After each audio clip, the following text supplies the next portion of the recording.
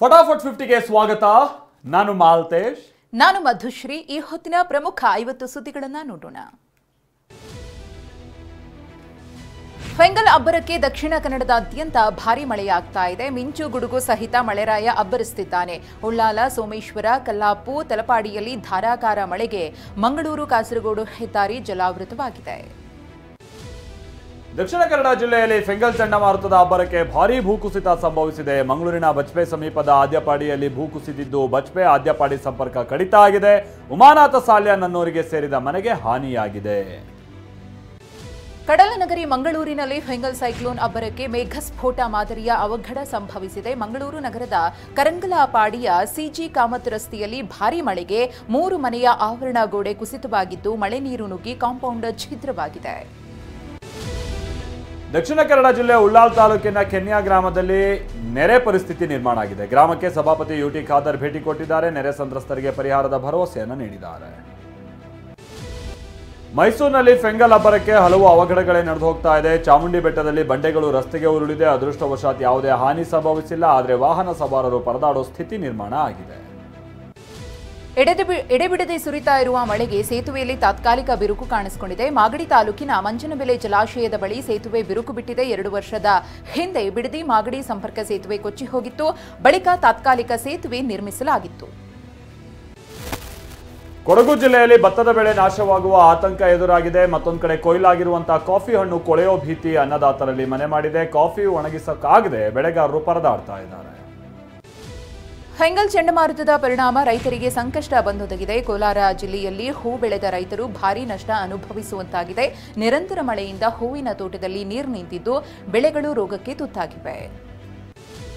ಬಿರುಗಾಳಿ ಸಹಿತ ಸುರಿದ ಭಾರೀ ಮಳೆಗೆ ಭತ್ತದ ಬೆಳೆ ಸಂಪೂರ್ಣವಾಗಿ ಹಾನಿಯಾಗಿದೆ. ಬಳ್ಳಾರಿ ತಾಲೂಕಿನ ಕೊಲಗಲ್ಲ ಗ್ರಾಮದ ರೈತರು ಕಂಗಾಲಾಗಿದ್ದಾರೆ. 100 ಎಕರೆಯಲ್ಲಿ ಬೆಳೆದಿದ್ದಂಥ ಭತ್ತ ಹಾನಿಯಾಗಿದ್ದು ಸೂಕ್ತ ಪರಿಹಾರ ನೀಡಬೇಕು ಅಂತ ರೈತರು ಆಗ್ರಹಿಸ್ತಾ ಇದ್ದಾರೆ.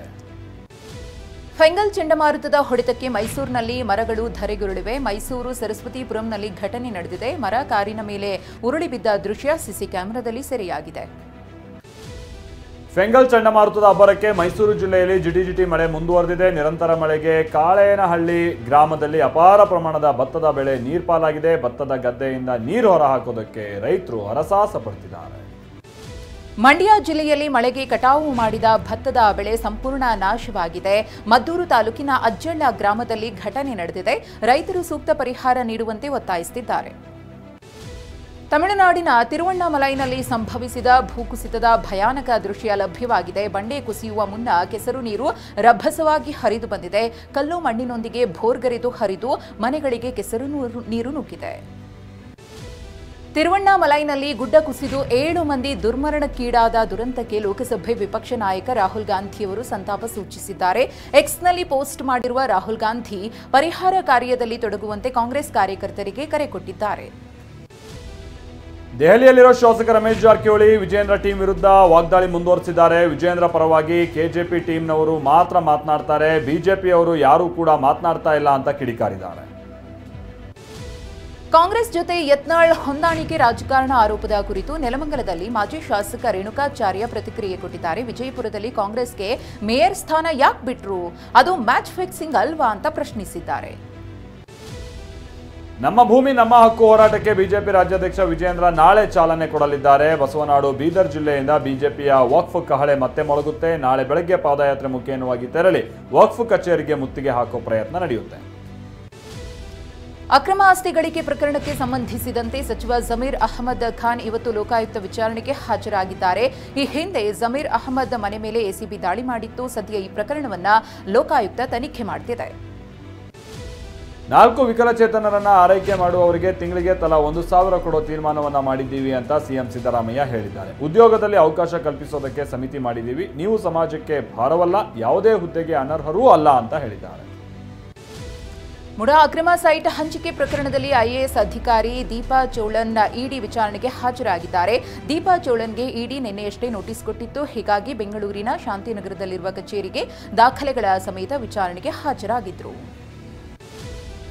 ಮಹಾರಾಷ್ಟ್ರ ವಿಧಾನಸಭಾ ಚುನಾವಣೆ ವಿಚಾರವಾಗಿ ಚುನಾವಣಾ ಆಯೋಗದ ಅಂಕಿಅಂಶಕ್ಕೆ ಸವಾಲ್ ಹಾಕೋದಕ್ಕೆ ಸೊಲ್ಲಾಪುರದ ಮರ್ಖವಾಡಿ ಗ್ರಾಮಸ್ಥರು ಮುಂದಾಗಿದ್ದಾರೆ. ಇವಿಎಂ ವಿರುದ್ಧ ಅನಧಿಕೃತ ಮತಪತ್ರ ಮುಖೇನವಾಗಿ ಮತದಾನ ನಡೆಸ್ತಾ ಇದ್ದಾರೆ. ಕೆಇಎ ಸೀಟ್ಗಳ ಬ್ಲಾಕಿಂಗ್ ಹಗರಣದ ಪ್ರಕರಣ ಸಂಬಂಧ 10 ಆರೋಪಿಗಳನ್ನು ಬಂಧಿಸಲಾಗಿದೆ. ಆರೋಪಿಗಳು ಕೌನ್ಸೆಲಿಂಗ್ಗೆ ಆಯ್ಕೆಯಾಗಿ ಕಾಲೇಜು ಸೆಲೆಕ್ಟ್ ಮಾಡಿಕೊಳ್ಳದವರ ಸೀಟ್ ಬ್ಲಾಕ್ ಮಾಡುತ್ತಿದ್ರು. ಸದ್ಯ ಮಲ್ಲೇಶ್ವರಂ ಪೊಲೀಸರು ಕಿಂಗ್ ಪಿನ್ ಹರ್ಷ ಸೇರಿದಂತೆ 10 ಮಂದಿಗೆ ಗೋಳ ತೊಡಿಸಿದ್ದಾರೆ. ಬಸ್ನ ಸೀಟ್ಗಾಗಿ ಶುರುವಾದ ಜಗಳ ವಿಕೋಪಕ್ಕೆ ಹೋಗಿ ಹೊಡೆದಾಟನೇ ನಡೆದೋಗಿದೆ. ಬೆಳಗಾವಿಯ ಮಸರುಗುಪ್ಪಿ ಕ್ರಾಸ್ನ ಬಳಿ ಘಟನೆ ನಡೆದಿದೆ. ಗಂಡ ಹೆಂಡತಿಗೆ ಯುವಕರ ಗುಂಪೊಂದು ಮನಸೋ ಇಚ್ಛೆ ಥಳಿಸಿದೆ. ಸಂಕೇಶ್ವರದಿಂದ ಗೋಕಾಕ್ಗೆ ಹೊರಟಿದ್ದಂಥ ಬಸ್ನಲ್ಲಿ ಗಲಾಟೆ ಸಂಭವಿಸಿದೆ.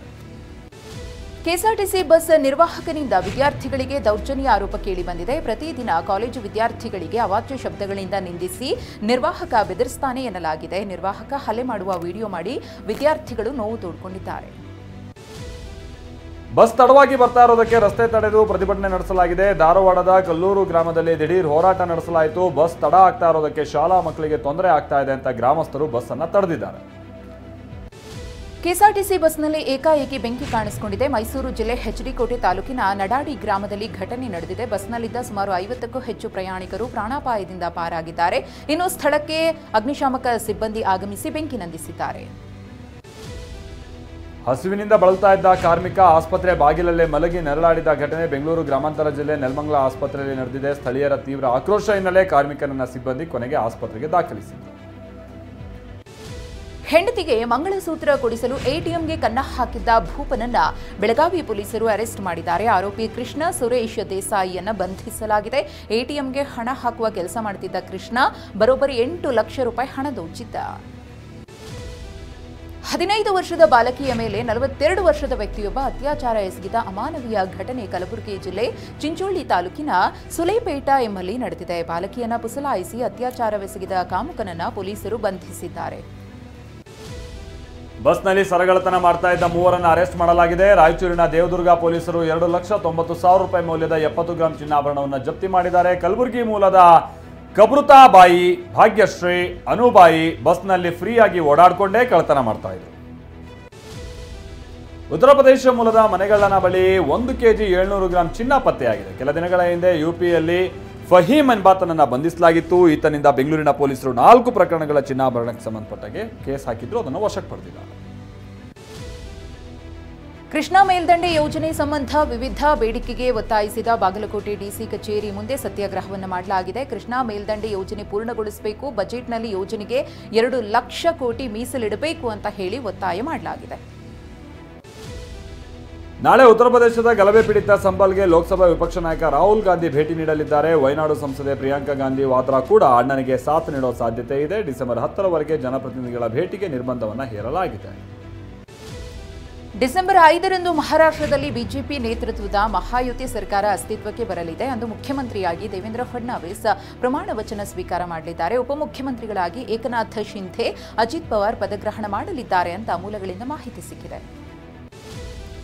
ಮಂಗಳೂರಿನ ಕಟೂರಿಲು ದುರ್ಗಾಪರಮೇಶ್ವರಿ ದೇಗುಲಕ್ಕೆ ನಟ ಉಪೇಂದ್ರ ಭೇಟಿ ಕೊಟ್ಟರು. ಉಪೇಂದ್ರ ನಿರ್ದೇಶನದ ಯುಐ ಸಿನಿಮಾ ರಿಲೀಸ್ಗೆ ದಿನಗಣನೆ ಹಿನ್ನೆಲೆ ಪ್ರಚಾರದ ನಿಮಿತ್ತ ಮಂಗಳೂರಿಗೆ ತೆರಳಿದ್ದಂಥ ಉಪೇಂದ್ರ ದೇವಿಯ ದರ್ಶನವನ್ನ ಪಡೆದಿದ್ದಾರೆ. ಕಾಂತಾರ ಪ್ರೀಕ್ವೆಲ್ ಬಳಿಕ ರಿಷಬ್ ಶೆಟ್ಟಿ ಬಾಲಿವುಡ್ಗೆ ಎಂಟ್ರಿ ಕೊಡಲಿದ್ದಾರೆ. ಸಂದೀಪ್ ಸಿಂಗ್ ನಿರ್ಮಾಣದ ಸಿನಿಮಾದಲ್ಲಿ ಶಿವಾಜಿ ಗೆಟಪ್ ಹಾಕಲಿದ್ದಾರೆ. ರಿಷಬ್ ನಟಿಸಲಿರುವ ಈ ಚಿತ್ರ 2027ರ ಜನವರಿ 1ರಂದು ತೆರೆ ಕಾಣಲಿದೆ. ನಟಿ ನರ್ಗೀಸ್ ಫಕ್ರಿ ಸಹೋದರಿ ಅಲಿಯಾ ಫಕ್ರಿ ವಿರುದ್ಧ ಕೊಲೆ ಆರೋಪ ಮಾಡಲಾಗಿದೆ. ಅಮೆರಿಕದ ನ್ಯೂಯಾರ್ಕ್ನಲ್ಲಿ ಮನೆಗೆ ಬೆಂಕಿ ಹಚ್ಚಿ ಮಾಜಿ ಪ್ರಿಯಕರ ಎಡ್ವರ್ಡ್ ಹಾಗೆ ಆತನ ಸ್ನೇಹಿತ ಅನಸ್ತಾಸಿಯಾ ಅನ್ನೋರನ್ನ ಕೊಲೆ ಮಾಡಿದ ಆರೋಪದ ಹಿನ್ನೆಲೆ ಅಲಿಯಾ ಫಕ್ರಿ ಅರೆಸ್ಟ್ ಆಗಿದ್ದಾರೆ.